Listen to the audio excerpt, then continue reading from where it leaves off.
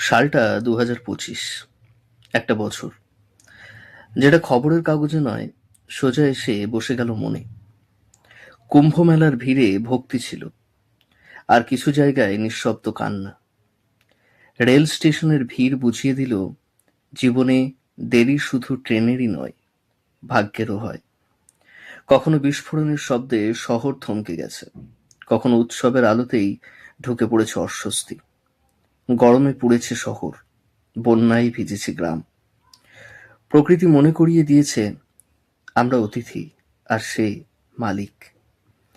Vote, বিতর্ক, তর্ক, চায়ের দোকান থেকে টাইম লাইন, সবাই বিশেষজ্ঞ, কিন্তু সবাই ক্লান্ত।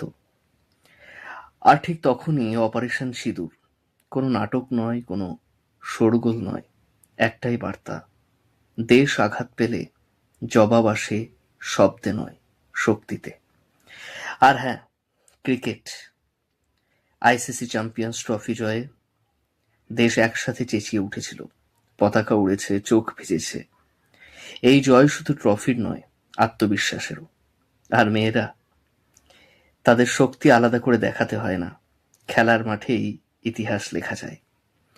হ্যাঁ, টেনশন ছিল, চাকরি, ইএমআই, ভবিষ্যৎ, সবকিছুরই। কিন্তু একই বছরে রকেট উঠেছে, ভারত আবার আকাশের দিকে তাকিয়েছে গর্ব নিয়ে। সব মিলিয়ে 2025 ছিল একটা বাস্তব গল্প। সব ঠিক ছিল না, কিন্তু দেশ থামেনি। এই বছরটা যাবে, কিন্তু 2025 মনে থাকবে সিঁদুরের মতো লাল, আর ভারতের মতো অটল।